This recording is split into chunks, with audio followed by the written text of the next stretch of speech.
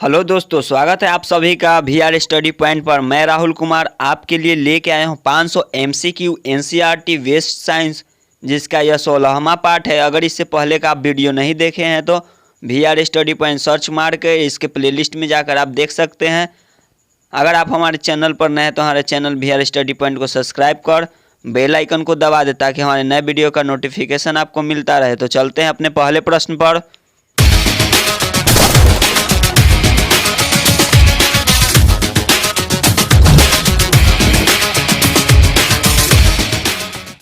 आज का हमारा पहला प्रश्न है, सोडियम धातु को किस में रखा जाता है। ऑप्शन ए में है जल, ऑप्शन बी में है पेट्रोल, ऑप्शन सी में है मिट्टी के तेल और ऑप्शन डी में है ईथर।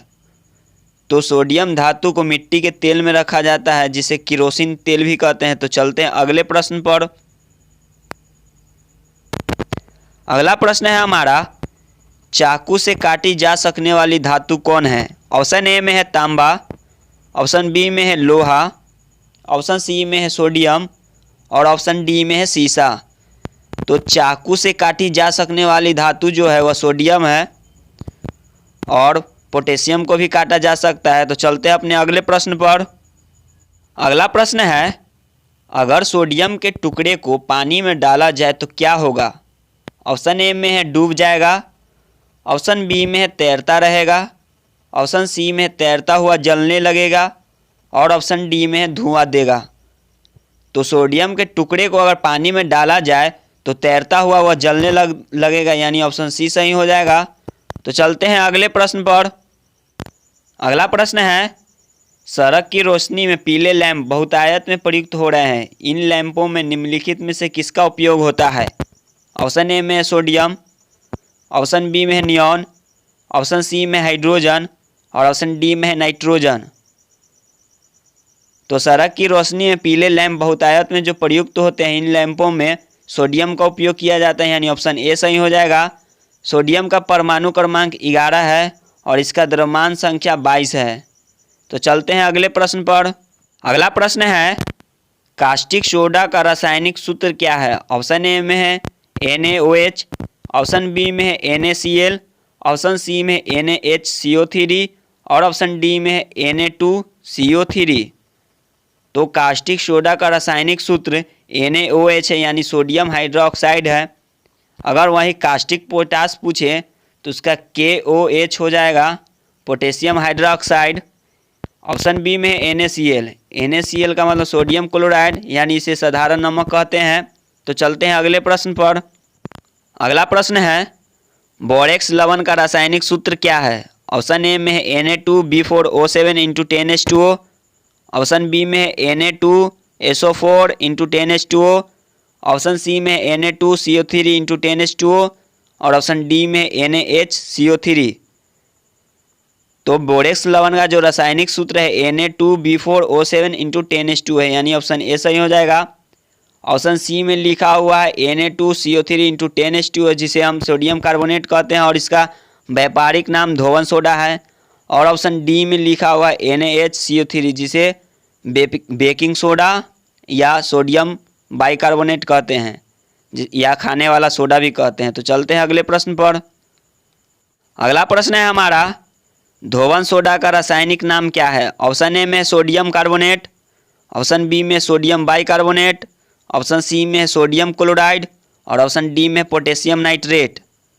तो धोवन सोडा का जो रासायनिक नाम है वह है सोडियम कार्बोनेट, और जो ऑप्शन बी में लिखा हुआ सोडियम बाइकार्बोनेट, यह है जो बेकिंग सोडा है, यानी खाने वाला सोडा है, और यह धोवन सोडा है।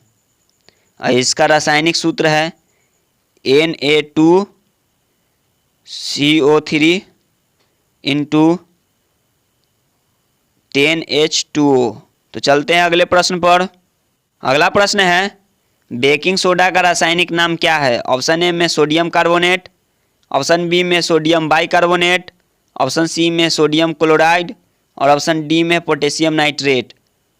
तो बेकिंग सोडा का जो रासायनिक नाम है वह सोडियम बाइकार्बोनेट है, जिसे खाने वाला सोडा भी कहते हैं, और इसका रासायनिक सूत्र है NaHCO3। तो चलते हैं अगले प्रश्न पर। अगला प्रश्न है, समुद्री जल में सर्वाधिक मात्रा में पाया जाने वाला लवण है? ऑप्शन ए में सोडियम क्लोराइड, ऑप्शन बी में है जिंक ऑक्साइड, ऑप्शन सी में सोडियम कार्बोनेट और ऑप्शन डी में है मैग्नीशियम क्लोराइड। तो समुद्री जल में जो सर्वाधिक मात्रा में पाया जाने वाला लवण है वह सोडियम क्लोराइड है, यानी ऑप्शन ए सही हो जाएगा। समुद्री जल में जो औसत लवण पाया जाता है वह 35% पाया जाता है। तो चलते हैं अगले प्रश्न पर।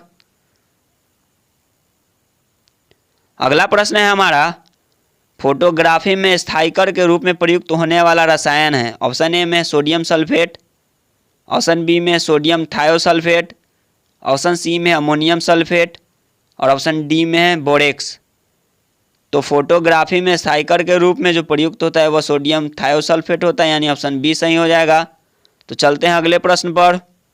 अगला प्रश्न है हमारा, खाने का नमक किससे बनता है? ऑप्शन ए में कमजोर लवण तथा कमजोर क्षार, ऑप्शन बी में है मजबूत अम्ल तथा मजबूत क्षार, ऑप्शन सी में है कमजोर अम्ल तथा मजबूत क्षार और ऑप्शन डी में है मजबूत अम्ल तथा कमजोर क्षार। तो खाने का जो नमक बनता है वह मजबूत अम्ल और मजबूत क्षार से बनता है। तो चलते हैं अगले प्रश्न पर। अगला प्रश्न है हमारा, रक्त कोश में मनुष्य का रक्त किस रसायन के साथ मिलाकर रखा जाता है? ऑप्शन ए में सोडियम नाइट्रेट एवं टेक्स्ट्रेट, ऑप्शन बी में सोडियम एवं ऑक्सीजन, ऑप्शन सी में है ऑक्सीजन एवं क्लोरीन और ऑप्शन डी में पोटेशियम एवं कैल्शियम क्लोराइड। तो रक्त कोश में जो मनुष्य का रक्त रखा जाता है वह सोडियम नाइट्रेट एवं टेक्स्ट्रेट में रखा जाता है, यानी ऑप्शन ए सही हो जाएगा। तो चलते हैं अगले प्रश्न पर। अगला प्रश्न है हमारा, क्लोरोफिल में कौन सा धातु पाया जाता है? ऑप्शन ए में है लोहा, ऑप्शन बी में है मैग्नीशियम, ऑप्शन सी में पोटेशियम और ऑप्शन डी में है मैग्नीज। तो क्लोरोफिल में जो धातु पाया जाता है वह होता है मैग्नीशियम, यानी ऑप्शन बी सही हो जाएगा और इसका परमाणु क्रमांक है 12। लोहा है जो हीमोग्लोबिन में पाया जाता है। तो चलते हैं अगले प्रश्न पर। अगला प्रश्न है हमारा, मिल्क ऑफ मैग्नीशिया एक निलंबन है? ऑप्शन ए में है मैग्नीशियम सल्फेट, ऑप्शन बी में है मैग्नीशियम हाइड्रोक्साइड, ऑप्शन सी में है मैग्नीशियम कार्बोनेट और ऑप्शन डी में है मैग्नीशियम क्लोराइड। तो मिल्क ऑफ मैग्नीशिया का निलंबन है जो मैग्नीशियम हाइड्रोक्साइड कहलाता है और इसका रासायनिक सूत्र है जो MgOH का होल ट्वाइस है। तो चलते हैं अगले प्रश्न पर। अगला प्रश्न है जो, निम्नलिखित में कौन सा धातु भूपट्टी पर सर्वाधिक मात्रा में पाया जाता है? ऑप्शन ए में है ऑक्सीजन, ऑप्शन बी में है एल्यूमिनियम, ऑप्शन सी में है लोहा और ऑप्शन डी में है पोटेशियम। तो जो धातु जो सबसे ज़्यादा भूपट्टी पर पाया जाने वाला वह एल्यूमिनियम है। अगर पूछता कि कौन सा तत्व भूपट्टी पर सर्वाधिक मात्रा में पाया जाता है तो ऑक्सीजन सही हो जाता। तो चलते हैं अगले प्रश्न पर। अगला प्रश्न है, पेंसिल में प्रयुक्त काला सीसा कौन है? ऑप्शन ए में है हीरा, ऑप्शन बी में है ग्रेफाइट, ऑप्शन सी में है ग्रेनाइट और ऑप्शन डी में है कार्बन ब्लैक। तो पेंसिल में जो प्रयुक्त काला शीशा होता है वो ग्रेफाइट का बना होता है, यानी ऑप्शन बी सही हो जाएगा। तो चलते हैं अगले प्रश्न पर। अगला प्रश्न है हमारा, शुष्क सेल की जो धनात्मक छड़ होती है? ऑप्शन ए में है तांबे की, ऑप्शन बी में है ग्रेफाइट की, ऑप्शन सी में है जस्ता की और ऑप्शन डी में है पीतल की। तो शुष्क सेल की जो धनात्मक छड़ है वो ग्रेफाइट की बनी होती है, यानी ऑप्शन बी सही हो जाएगा। तो चलते हैं अगले प्रश्न पर।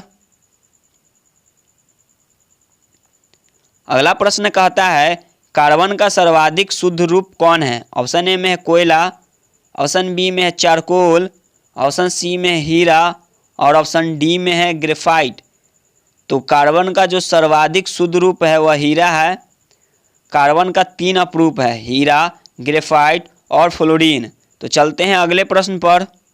अगला प्रश्न है हमारा, हीमोग्लोबिन में क्या उपस्थित होता है? ऑप्शन ए में है कॉपर, ऑप्शन बी में है लोहा, ऑप्शन सी में है निकेल और ऑप्शन डी में है कोबाल्ट। तो जो हीमोग्लोबिन में जो उपस्थित होता है वह लोहा उपस्थित होने, यहाँ ऑप्शन बी सही हो जाएगा। और जो कोबाल्ट है वो विटामिन B12 में पाया जाता है। तो चलते हैं अगले प्रश्न पर।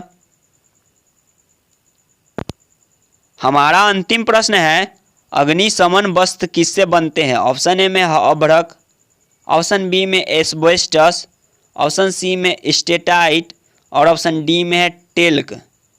तो जो अग्निशमन वस्त्र जो बनता है वह एस्बेस्टस से बनता है, यानी ऑप्शन बी सही हो जाएगा। तो मिलते हैं अगले दिन नए वीडियो के साथ, तब तक के लिए जय हिंद, जय भारत।